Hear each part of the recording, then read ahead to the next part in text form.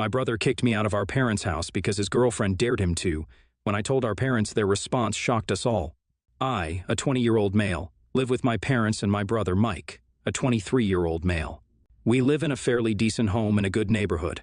Growing up, my father had an old-school approach to raising children. As kids, both my brother and I were subjected to reprimands and, if the situation necessitated it, beatings. He considered himself the best father and role model for his kids, but my mother is a lovely woman with a smile that never fades from her face. Talking to her after a stressful day always cheers me up. Though we were subjected to the same form of punishment as kids, he grew closer to our father, while I found it difficult to maintain emotional intimacy with him. But mind you, I love my father with all my heart. It was just that I found it difficult to express it. Mike and I were very different. We had a love-hate relationship ever since childhood, and it has not changed ever since. Mike was the golden child in school. He was good at both sports and academics. I, on the other hand, was your average kid. I had severe asthma during my school days, so I had no interest in sports. I had a thin body frame. Nevertheless, I loved myself. On the outside, Mike always played the protective, loving elder brother to me, but this was not true. Ever since we were kids, he found a weird pleasure in framing me as the troubled kid in front of our parents. My father made a game of sorts before Christmas in 2008. He told us that he would keep scores on who was more mischievous until Christmas. For the one with the lowest score, Santa would get whatever he wished for as a Christmas gift. The mischievous one would get a sack of coal. Mike was ready to commit anything to be the good kid for Christmas. A series of incidents followed where my brother did something naughty and successfully framed it on me. First was a knee injury that he got during our daily cycle rides. He fell from the cycle and had a small wound on his knee. He was all right and continued riding our cycles, but as soon as he reached home, he started crying. He told our parents that I was trying to speed up, and the injury happened when he tried to get to me on his cycle. He wanted to ask me to slow down. I was dumbfounded, but his crookedness came about when Dad started to shout at me. He requested Dad to forgive me and made me promise him that it wouldn't happen again. This was always the pattern of how he framed me. In the end, he always emerged as my savior. I later realized that this was his way of earning my father's trust. At times, I used to cry and tell my mother about my innocence. Though she never saw it as anything above sibling rivalry, I was happy that she believed me. All these years later, the situation at home is the same. Mike spent most of his time with our father, bonding over boxing, baseball, and weightlifting. Dad rarely talked to me. I'm more attached to our mom. By the time he was in his late teenage years, we got on with our own lives. There wasn't much of a problem, specifically because there wasn't much interaction, but 2 years back I started dating a girl. As I mentioned already, I'm an introvert. She also prioritized her privacy, so we were dating in private. Only a few close friends knew about this.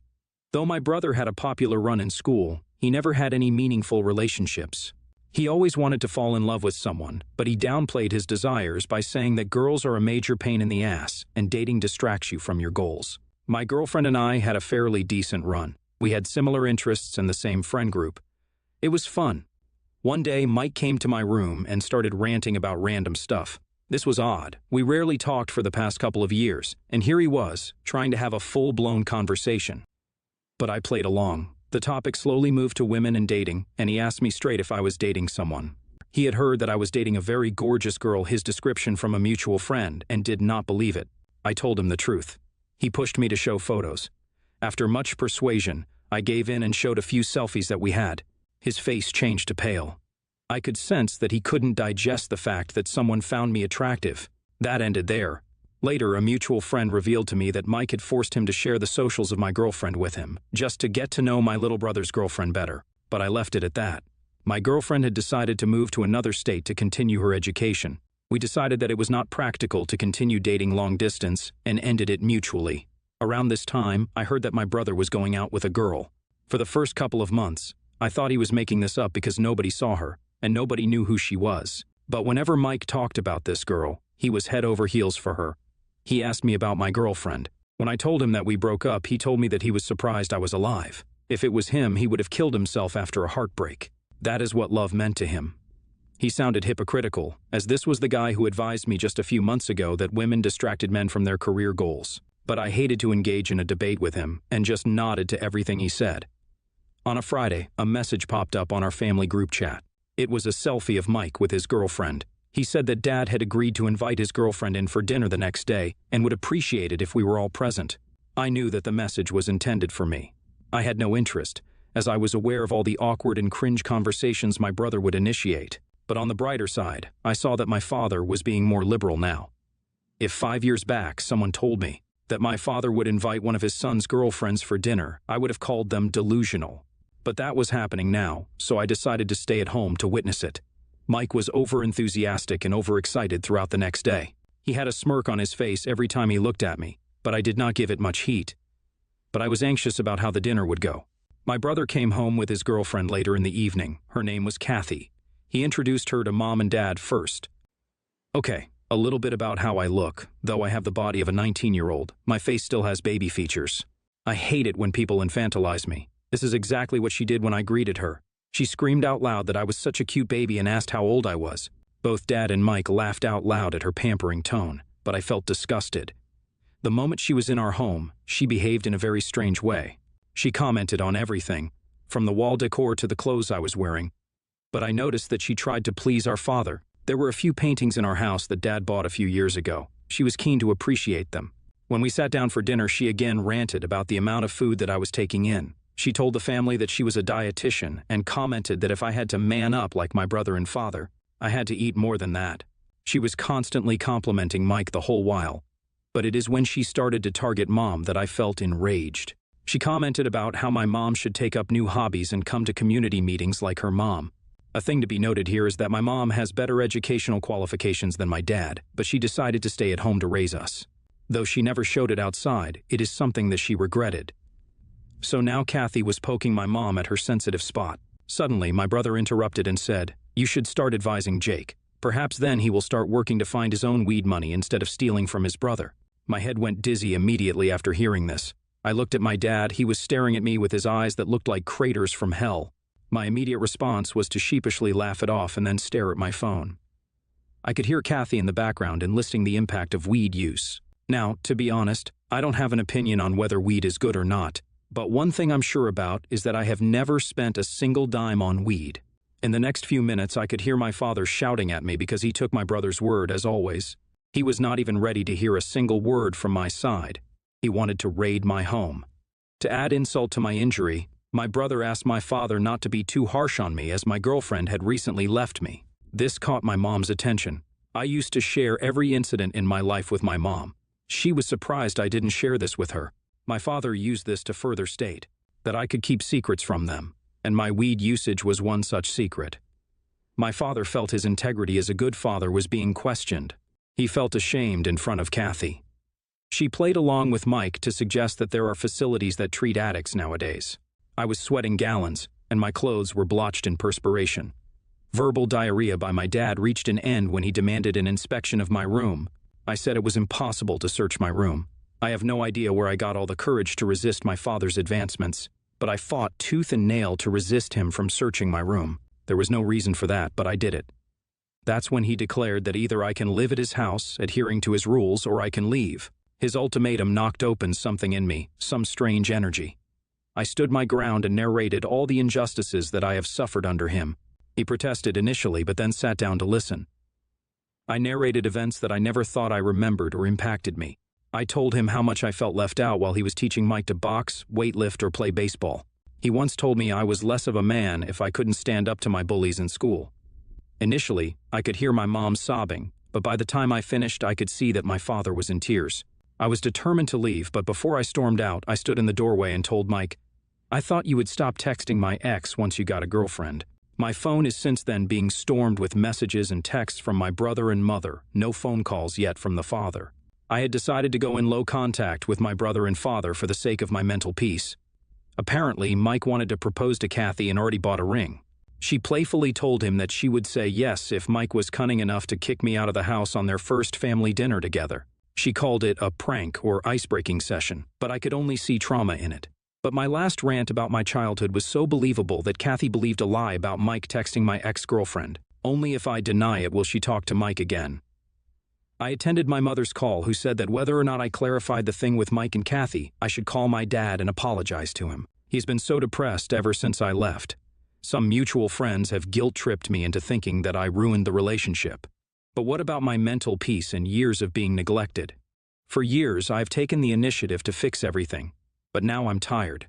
Am I the a-hole for not taking the initiative to get back to my father and brother after everything they did to me? I stayed at my friend's place for a few days and then moved to a tiny shared apartment within the city that is affordable for me now. Today, Mike called.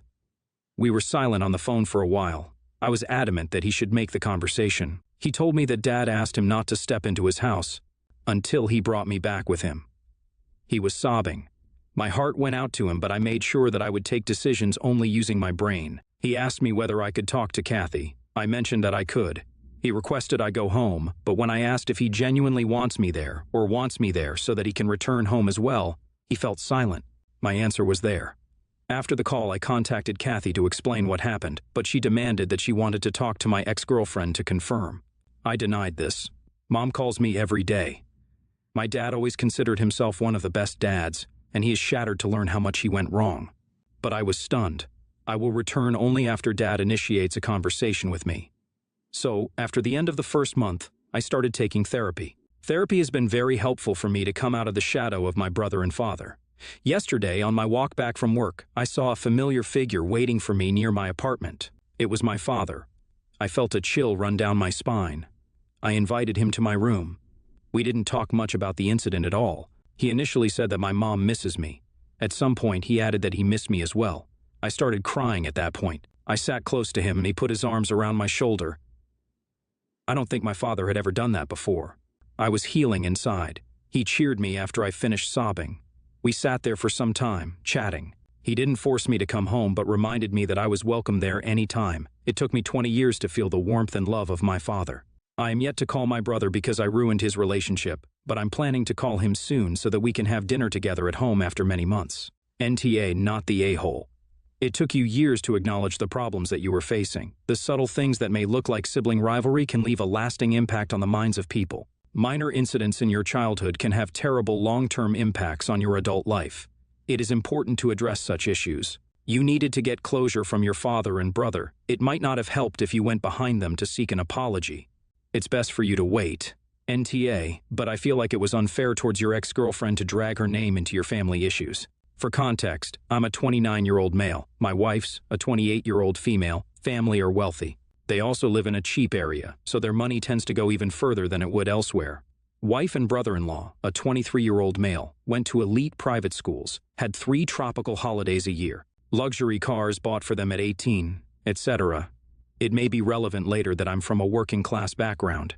My wife and I live in a major city, whereas brother-in-law lives rurally about 15 minutes from his parents. Brother-in-law is a small business owner. I gather he's decent at what he does, but he has been heavily bankrolled and supported by my father-in-law, who is retired but works 4 to 5 days a week with brother-in-law for no compensation. Father-in-law gives brother-in-law his nominal share in the company outright. I have recently started a side business that is doing quite well. I've got enough extra cash to treat my wife and I and also look at some investment opportunities. This came up at a dinner with my wife's family recently, and brother-in-law suggested buying property to rent out. I had looked into this already but ruled it out, partly because the financial upside in our part of the world, current economic climate, didn't look to be great for the effort involved, and partly because I'm not morally comfortable with the idea of being a landlord. I'm not extreme in this view and think there is probably a place for private landlords, but it's something I'd avoid putting upon myself when I have better alternatives available. I explained all this, and brother-in-law essentially blew up. I had no idea, but apparently his whole end goal is to make enough money to buy enough rental properties to make that his full-time occupation. I said again that this was good for him if he could make it work, no skin off my nose, but he kept on his rant about how I was a privileged elite, city-living university degree, and an idiot for not properly taking care of his sister. I explained that we're more than comfortable as we are, and that my wife is both perfectly capable of looking after herself and also makes all of these decisions jointly with me. At some point, I must have hit a nerve because he kept on with his tirade and started down the track of knowing the value of money and how my wife and I were morons for not going into the property. Admittedly, I snapped at that, and this is where I might be I told him that he has no idea of the value of money, that he's the product of immense privilege, has never paid his own bills, and only has a business because of daddy's input and bankrolling. At this point, my mother-in-law and father-in-law called time on dinner and suggested that we leave. We've never butted heads like that as a family before, so I think it came as a shock to everyone. My wife gets my point and is glad I stood up for her autonomy but wishes I'd tried harder to keep the peace. She also says I pressed on brother-in-law's insecurities. Being a self-made businessman is his whole identity. So AITA? NTA. Brother-in-law kept pushing after you clearly wanted to drop the subject.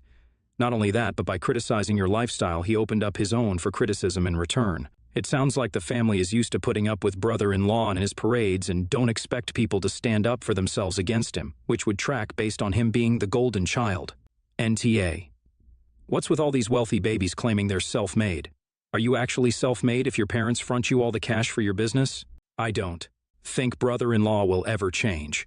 In the future, if you have to be around him, I might just have a few lines ready to diffuse things. I'm not going to talk about that right now. Or better, when he says something nasty, what do you mean by that? Or just repeat back what he says. I hear that you are saying I am bad with money and a bad husband to your sister. Is that what you are saying? In the best case scenario, he stops talking to you like that. Slightly less good scenario, he actually admits in front of everyone that he is insulting you. And you have ample reason to not be around him anymore.